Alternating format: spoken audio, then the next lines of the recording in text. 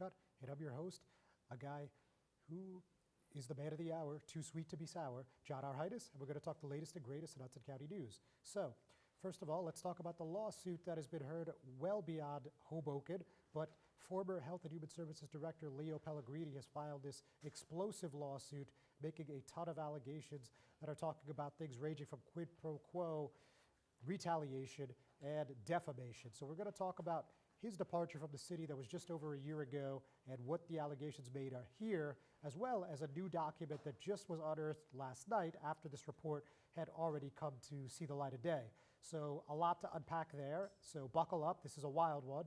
On top of that, we're also going to talk a little about Hudson County Executive Craig Guy hosting his first, or I should say delivering his first State of the County speech. He did that, of course, at the county building, 567 Pavonia Ave. Talked about his listening tour and some affordability initiatives, among other things, so we'll chat a little bit about that. We're also going to discuss what's going on in Jersey City. They are going to vote on their preliminary budget tonight. It's $724 million with a 1.93% tax increase. Though there was a little bit of dismay at the caucus meeting about what's going on with the Public Safety Department, so we're going to chat about that. We're also going to talk about what's going on with the Hudson County Democratic Organization. The current chair, Anthony Veneri, will not be seeking a second term. You probably know who is, but we'll get to that and a whole lot more right after this word from our sponsors.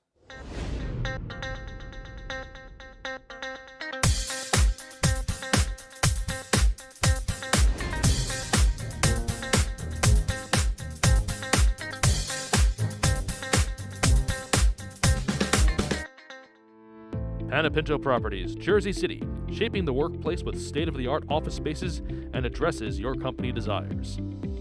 Building residences that define your home environment, adjacent to all modes of transportation with on-site parking available. The right address, the right lease. Call 201-521-9000 or visit online at panepintodevelopment.com. Panepinto Properties, building Jersey City for everyone.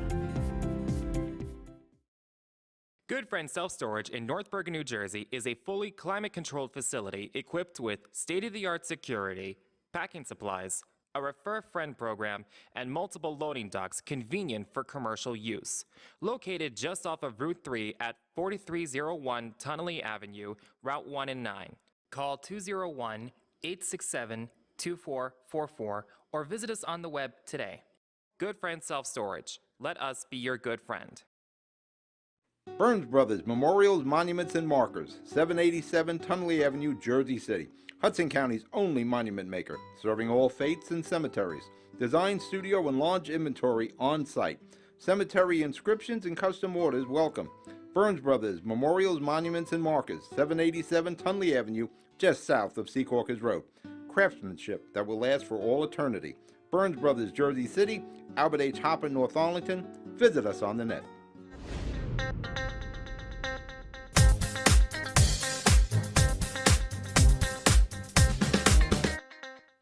Hudson County View live on Uncut, John Arhitis.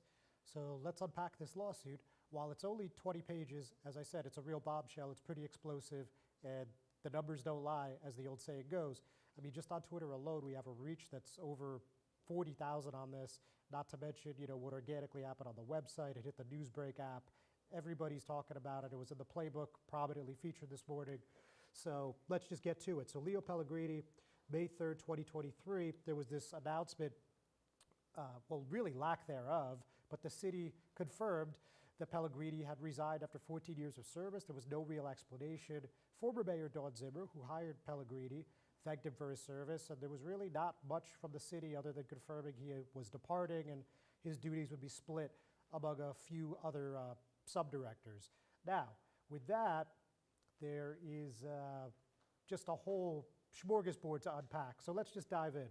In January 2020, at a meeting with Mayor Ravi Bala, Vijay Chudhuri, Chief of Staff, Stephen Marks, then Business Administrator of the City of Hoboken, Jason Freeman, then Assistant Business Administrator and later Business Administrator of the City of Hoboken, and plaintiff, Mayor Bala presented a list of the city's employees, stating that he wanted to know which employees, if laid off, could potentially hurt him politically. Mayor Bala turned to plaintiff saying, "You know the bodies," and told plaintiff to identify which employees could hurt him politically if laid off.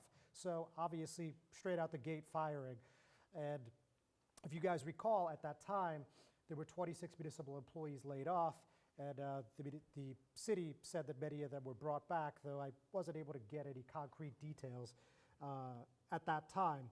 Now, he also mentions that as the Health and Human Services Director, he was in charge of COVID testing and later vaccinations, and of course also managing the pandemic in terms of what businesses can open, what activities can be held outdoors, and also capacity limits and all that we remember in the early days. And he said throughout all that, he didn't get any stipend, he didn't get any salary increase. Basically, all he got was a data boy. So with that said, it gets really, really crazy. He said that the cannabis board that he served on in Hoboken, it was a 3-member board. It was him, Freeman, Third Ward Councilman Mike Russo. Now, he's also claiming that he was at a meeting with Bala, Chudhuri, John Allen, who's now the assemblyman. And, he's making these allegations that the Nature's Touch lost their medicinal license application. It was rescinded essentially because they wanted to help out Mayor Fulop. As you guys have read and have seen, Story Dispensary on 14th Street, one of the landlords is Jacqueline Fulop, Stephen Fulop's wife. And he said a similar thing happened when he was working with a guy, Joseph Castiello, who was a good friend of Essex County Commissioner Brendan Gill, and his wife, Allison Colasos Gill, who is now an assemblywoman. And again, he said favoritism in play. He said Bala leaned on the scales to try to help politically connected people. Now, this goes on for quite a while. And when we get to the actual point where, actually, before I get to that, and then there's also a memo, allegedly, I should say a meeting that came where a directive was given by Chudhuri and Freeman, allegedly, that said, from now on, directors can't speak with Councilwomen Tiffany Fisher or Jen Giattino. So, and then there was an email from a city engineer and Tiffany Fisher that indicated that they weren't able to speak. So there's a lot going on here, as I think is quite clear. And then we also talk about this $20,000 contract to the law firm of New Jersey First Comptroller, Matthew Boxer, that was Lowenstein Sandler. And I got a copy of this May 1st memo, and it says that there is reasonable cause to believe that the director engaged in unlawful corrupt conduct in the course of his city employment. And this was apparently referred to the New Jersey Attorney General's Office of Public Integrity and Accountability. And city spokeswoman Marilyn Baer told me that this has been referred to the FBI. So to say that this is a lawsuit that has a lot going on would be a real understatement. I strongly suggest you read the story and the full complaint, which is available on HudsonCountyView.com as well as my Twitter. And we're certainly going to follow what happens if this makes it to discovery, if any new defendants are named. And, I'm sure elected officials are going to opine on this for the coming days. So certainly going to keep our eye on that. But moving on to government-related issue, which is going to talk about that State of the County by Craig Guy. And, those of you that have seen these under Tom DeGee's, it wasn't anything that was wildly shocking, but he did announce something that I have not seen before, and that's a 12 municipality listening tour. So all 12 Hudson County municipalities, Craig Guy is pledging to go there and hear from residents. He says that feedback is important. So if you watch the speech, it wasn't too long, it was about 20 minutes. And he said feedback will be a hallmark of his administration. I'm paraphrasing, but direct quote was, "That's why today I'm announcing a listening tour in each municipality to give every resident a voice in Hudson County. Over the next several months, I'll be traveling throughout the county to host conversation with residents, business owners, religious leaders, and others to gain insight into county concerns. I'm proud to announce the first of these events will take place on May 23rd in Jersey City." He also said he's going to make good on his campaign promises to make Hudson County more affordable and focus on housing stock. And he talked about how they already have online and physical applications available for anyone who is in need of housing. So that's something to keep an eye out for if you know anyone that is in need. And also, he talked a lot about traffic safety and what they've done with the Vision Zero Task Force. So there's a little more there, but pretty straightforward government. We're going to talk about the nitty-gritty politics there with the county chair a little bit. But first, when we come back from this break, I'm joined with Mile Square Taxpayers Association Executive Director Ron Simoncini. So we're going to sit down with him right after this word from our sponsors.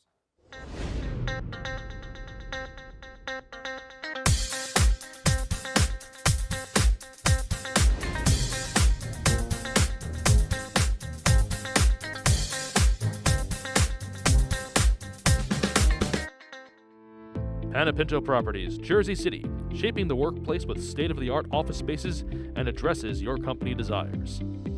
Building residences that define your home environment. adjacent to all modes of transportation with on-site parking available. The right address, the right lease. Call 201-521-9000 or visit online at panapintodevelopment.com. Panapinto Properties, building Jersey City for everyone. Good Friend Self-Storage in North Bergen, New Jersey is a fully climate-controlled facility equipped with state-of-the-art security, packing supplies, a Refer a Friend program, and multiple loading docks convenient for commercial use. Located just off of Route 3 at 4301 Tunnelly Avenue, Route 1 and 9. Call 201-867-2444 or visit us on the web today. Good Friend Self-Storage. Let us be your good friend. Burns Brothers Memorials, Monuments, and Markers, 787 Tunnelly Avenue, Jersey City. Hudson County's only monument maker, serving all faiths and cemeteries. Design, studio, and large inventory on site. Cemetery inscriptions and custom orders welcome. Burns Brothers Memorials, Monuments, and Markers, 787 Tunnelly Avenue, just south of Secaucus Road. Craftsmanship that will last for all eternity. Burns Brothers, Jersey City, Albert H. Hopper, North Arlington. Visit us on the net. Newport, the luxury waterfront community on the Hudson River, offers a quality of life you deserve in one of our many high-rise towers. With amenities such as the on-site Newport Path, light rail, Newport Town Square, 3 playgrounds, dog run, upscale restaurants, retail giants like Kohl's, JCPenney, Macy's, and Target. Morton Williams and Acme Supermarket are just outside your front door. A health and fitness center, skating rink, and medical facilities are also on site. Enjoy the New York skyline from our waterfront and various parks. Manhattan is just one pass stop away, or a quick ride through the Holland Tunnel. Nursery and private elementary schools all on site. 12-screen movie theater at the Newport Center Mall. Looking to visit? Stay at the Westin or Marriott Hotel. For more information, visit us at newportnj.com. Make lasting memories to cherish forever. It's incredible. It's you, Newport. Live like you want.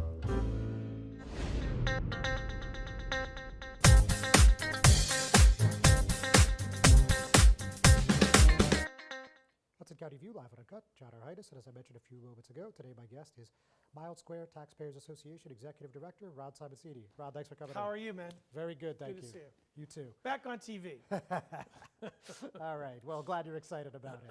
So let's talk a little bit about this referendum. So let's just dive right in. So at the last council meeting you were at, you had 5th Ward Councilman Phil Cohen put up this emergency resolution, and they said that the tactics you guys are doing are Deceptive, they said. deceptive. Yes, perfect. And, it failed 5-4, but, he's doubled down. He sent out a newsletter. Mayor Ravi Bala said this at his State of the City address. They're going to do everything they can to fight against these dishonest tactics to enrich the rich and make the poor more poor. I'm paraphrasing, but tell me how you feel about all this and why you feel that that's not true.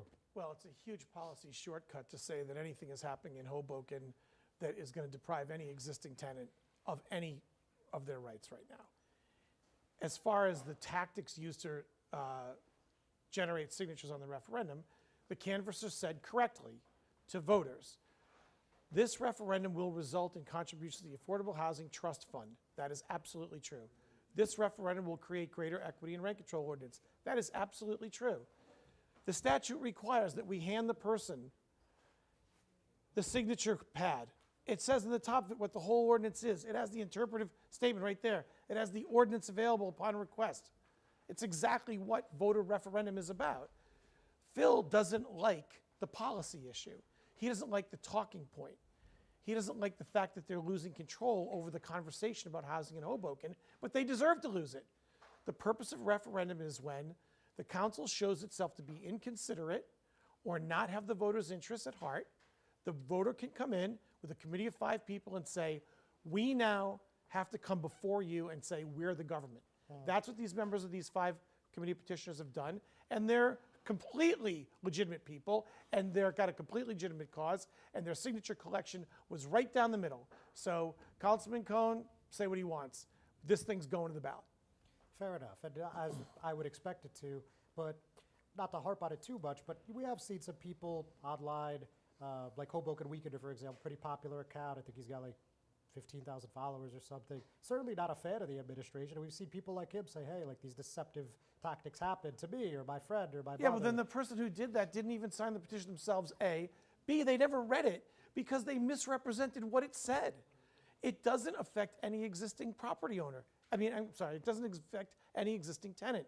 And he said this will make it so that existing tenants have higher rents. Completely untrue. So let's unpack that. You get the vibe, you get the hype, and then somebody says, oh, let me tie into the hype. But they don't even read the thing? Come on. All right, so let's unpack that. So basically, just give me the elevator pitch, if you will, the A to Z of what this referendum says and what it does, if approved. So what Hoboken's elected officials will tell you is that somehow they're preserving affordable housing by sustaining the current rent control ordinance. It's totally untrue. When an apartment vacates, there's no means test for the person coming in. Nobody judges the application for a vacant apartment by saying, let me give it to the person who can least afford it. They give it to the person who can most afford it, despite what the rent is. So you've got a rent control ordinance that's providing tenants who don't need subsidies with $800 and $1,000 rents.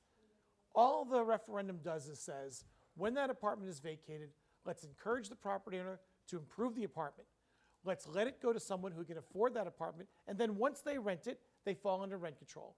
It's good policy. What the policy is now is to say, let's say that we're doing something for affordable housing because we're constricting the rent someone can pay when the person can clearly pay more, and when the housing stock actually ends up being a compromise as a result of the current policy.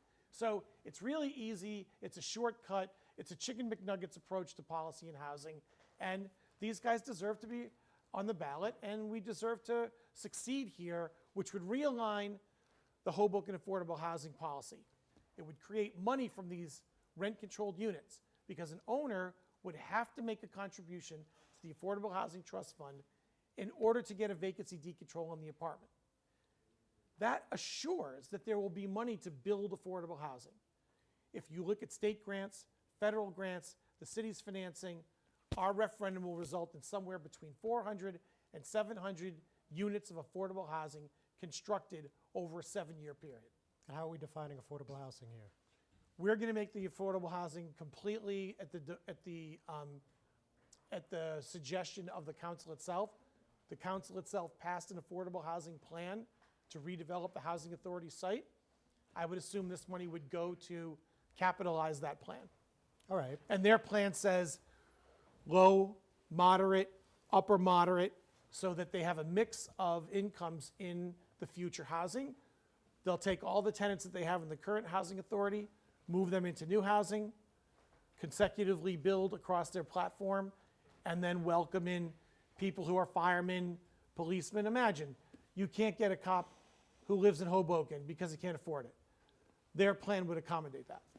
What kind of rent prices are we talking? Any clue? It's going to be governed by the Council on Affordable Housing and their affordability standard, which ties into or corresponds to median incomes in Hudson County.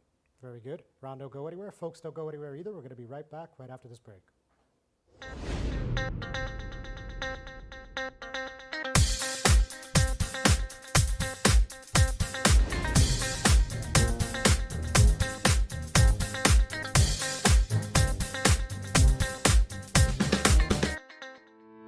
Panepinto Properties, Jersey City, shaping the workplace with state-of-the-art office spaces and addresses your company desires.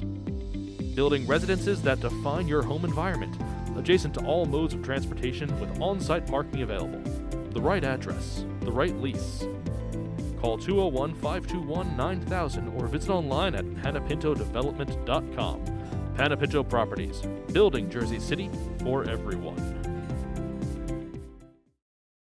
Good Friend Self-Storage in North Bergen, New Jersey is a fully climate-controlled facility equipped with state-of-the-art security, packing supplies, a Refer Friend program, and multiple loading docks convenient for commercial use. Located just off of Route 3 at 4301 Tunnelly Avenue, Route 1 and 9. Call 201-867-2444 or visit us on the web today. Good Friend Self-Storage. Let us be your good friend. Burns Brothers Memorials, Monuments, and Markers, 787 Tunnelly Avenue, Jersey City. Hudson County's only monument maker, serving all faiths and cemeteries. Design, studio, and launch inventory on site. Cemetery inscriptions and custom orders welcome. Burns Brothers Memorials, Monuments, and Markers, 787 Tunley Avenue, just south of Secaucus Road. Craftsmanship that will last for all eternity. Burns Brothers, Jersey City, Albert H. Hopper, North Arlington. Visit us on the net.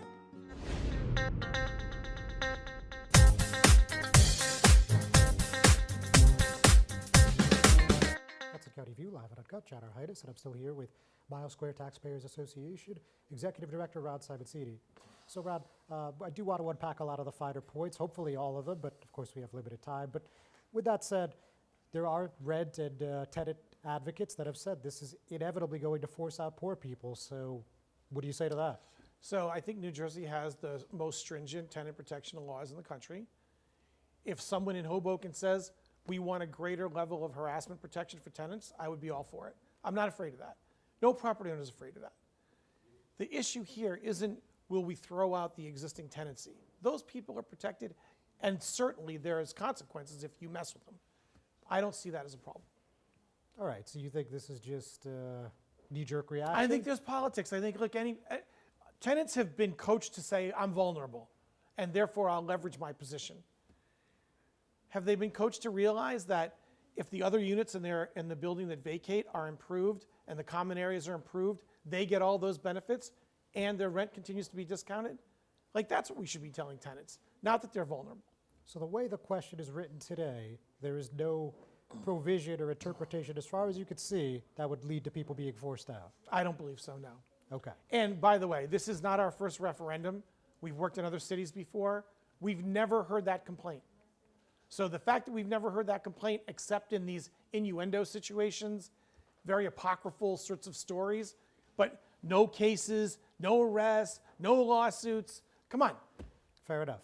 So now let's try to, go beneath the surface, if you will. So tell us, why do this at all? Well, obviously you talked about increasing the housing stock, opportunities for local employees like public safety, like teachers, but why are we going in this direction? Like, how is it beneficial for the property owner, and if at all, how is it beneficial to the renter? So you have to set the amount that the property owner pays to vacancy decontrol an apartment at the right number. You can't make it so high that nobody does it, and you can't make it so low that you don't get the contributions to the Affordable Housing Trust Fund. We think we've done it at the appropriate level. There's a lot of discussion around that. And what's the number? $2,500. Keep in mind, in a referendum, it's a yes or no vote on a very simple question. The whole rent control ordinance, the whole regime in Hoboken needs to be reformed, but you can't ask the voter to consider 26 provisions in a referendum. You can only ask them to consider one. So this provision says, when the apartment's vacated, let's use it to create affordable housing. Who's it good for? It's good for the property owner who wants to improve their unit, who's got a long tenancy, somebody who's been there 20 years. They've got a $900, $1,000 rent. They move out. He'd be allowed to increase that rent to $1,200 under the current ordinance. That's not enough money to renovate an apartment in Hoboken, which costs between $25,000 and $100,000. So there's no way you get the housing stock improved. The other thing is, Hoboken's Rent Control Board itself is part of the genesis of this. They've said all condominiums are under rent control. Well, that means if I'm a condo owner and I want to rent out my unit, I've got to go back to the first rent. I've got to be regulated by the rent control office. I've got to supply each year. I'm a condo owner. I want to maximize the value of my investment. I want my housing, which has more value now than it did when I bought it, to reward me. There's 10,000 of those people in Hoboken.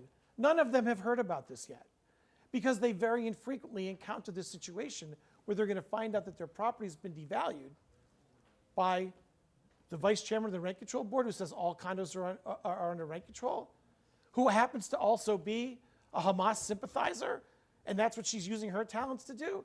That's not where housing policy should come from in Hoboken. It should come from the group of 9 who sits in the council, and it should be administered by a mayor who has the city's best interest at heart. That's not happened in the Hoboken rent control regime in years and years. So having said that, if I'm not mistaken, at the last meeting, Councilman Presenzano said, we're only here because Mayor Bala vetoed the compromise between yourself and people like Cheryl Fallick. So any thoughts on that? Look, I think if I had my druthers, I would take all the things that Cheryl Fallick and I agreed upon and amend the rent control ordinance to include them. It's just too complicated to do by referendum. So instead, we're taking the easiest route to say, we can create affordable housing for you. let us decontrol our housing, and then the next tenant falls under rent control. So if it's affordable to you today, likely it'll be affordable to you in 20 years, and you can have a long tenancy without having to worry about fast escalating rents. Can you give me a rough interpretation, I'll say, of what the question's going to say, and when are you guys going to be up at the ballot box? We've covered it already. The question says, for $2,500, shall we allow a vacancy decontrol? When we allow that vacancy decontrol, all the other provisions of the Hoboken rent control ordinance are in force. It's a simple question. All right. When will we be there? You know, when the ward elections, we decided to hold back from activity because we didn't want to end up being part of the politicking of that. We now have a congressional primary upcoming. We have 2,200 signatures, probably 2,300 signatures now on a requirement of 1,300. We have plenty of signatures. The call for people to revoke their petition signature has resulted in 3 people of 2,300 saying, I don't feel comfortable having signed. 3. We're going to the ballot. So you think this summer, you think the fall, or it's up in the air? Well, a lot has to depend on how the clerk certifies, how many days he takes to do it, what the County Board of Elections feels our window should be, whether the council invokes its right to negotiate with us to try to pull the referendum in favor of some other reforms. So essentially, you'll see us on the ballot sometime between the middle of July and the middle of September. Ron, thank you so much. Great being here. Thank you. You're very welcome. Ladies and gentlemen, thanks for tuning in. We're not done yet. We'll be right back.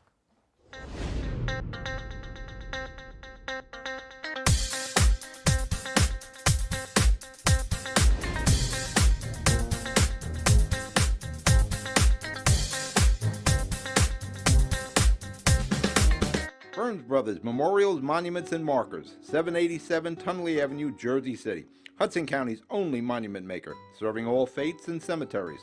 Design, studio, and large inventory on site. Cemetery inscriptions and custom orders welcome. Burns Brothers Memorials, Monuments, and Markers, 787 Tunley Avenue, just south of Secaucus Road. Craftsmanship that will last for all eternity. Burns Brothers, Jersey City, Albert H. Hopper, North Arlington. Visit us on the net. Newport, the luxury waterfront community on the Hudson River, offers a quality of life you deserve in one of our many high-rise towers. With amenities such as the on-site Newport Path, light rail, Newport Town Square, 3 playgrounds, dog run, upscale restaurants, retail giants like Kohl's, JCPenney, Macy's, and Target. Morton Williams and Acme Supermarket are just outside your front door. A health and fitness center, skating rink, and medical facilities are also on site. Enjoy the New York skyline from our waterfront and various parks. Manhattan is just 1 pass stop away, or quick ride through the Holland Tunnel. Nursery and private elementary schools all on site. 12-screen movie theater at the Newport Center Mall. Looking to visit? Stay at the Westin or Marriott Hotel. For more information, visit us at newportnj.com. Make lasting memories to cherish forever. It's incredible. It's you, Newport. Live like you want. Consumer Carpets, 3408 Kennedy Boulevard in the Jersey City Heights. Your one-stop store for residential and commercial floor treatments, carpeting. Newport, the luxury waterfront community on the Hudson River, offers a quality of life you deserve in one of our many high-rise towers. With amenities such as the on-site Newport Path, light rail, Newport Town Square, 3 playgrounds, dog run, upscale restaurants, retail giants like Kohl's, JCPenney, Macy's, and Target. Morton Williams and Acme Supermarket are just outside your front door. A health and fitness center, skating rink, and medical facilities are also on site. Enjoy the New York skyline from our waterfront and various parks. Manhattan is just 1 pass stop away, or quick ride through the Holland Tunnel. Nursery and private elementary schools all on site. 12-screen movie theater at the Newport Center Mall. Looking to visit? Stay at the Westin or Marriott Hotel. For more information, visit us at newportnj.com. Make lasting memories to cherish forever. It's incredible. It's you, Newport. Live like you want. Consumer Carpets, 3408 Kennedy Boulevard in the Jersey City Heights. Your one-stop store for residential and commercial floor treatments, carpeting, linoleum, tiles, laminates, hardwood floors, area rugs, remnants. All major brands, all in stock. Free estimates, same-day installation. Consumer Carpets, it's savings, selection, installation. Credit cards and debit cards accepted. Financing available. Consumer Carpets, price to fit your budget, installation to fit your schedule. On the net, at consumercarpets.com. Consumer Carpets, Jersey City, 201-792-2712.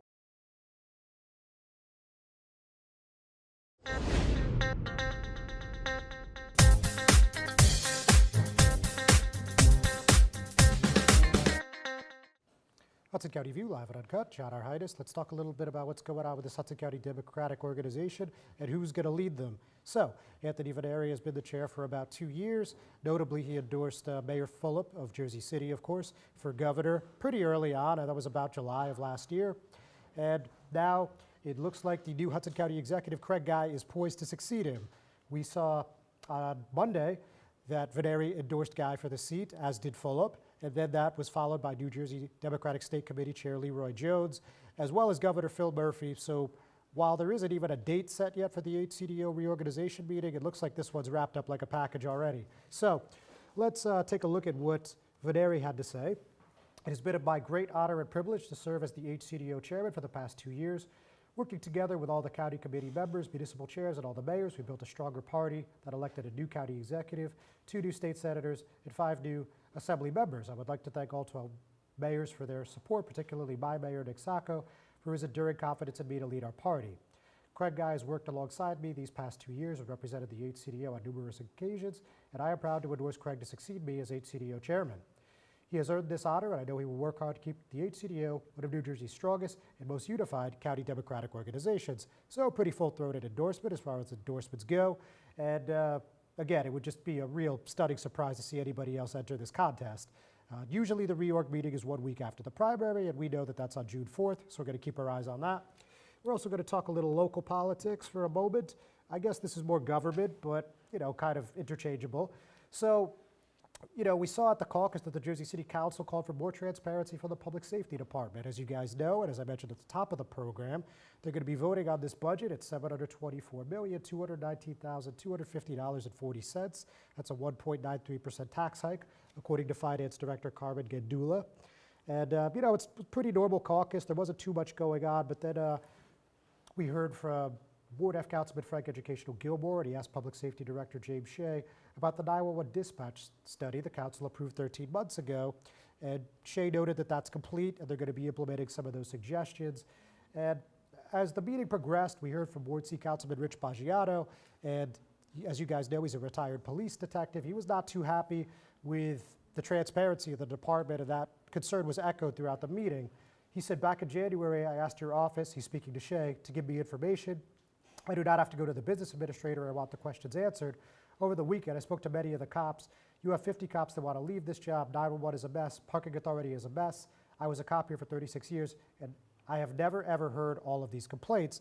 If you guys did see, this spending plan proposal has 30 new 911 dispatchers being hired. And, you know, we heard from concerns from Ward B Councilwoman Mira Pranzari, who also said that she had questions about off-duty police and didn't get any answers. And we also heard a little bit from the council president, who said that, you know, a lot of frustration to go around, and basically a lot of people looking for answers that have not been given yet. So that meeting's tonight at 6 o'clock. And we're going to let you guys go on that note. Next week, I'm going to be tentatively joined by 8th District Congressional candidate Kyle Jacey. So we'll see you guys then. Have a good one.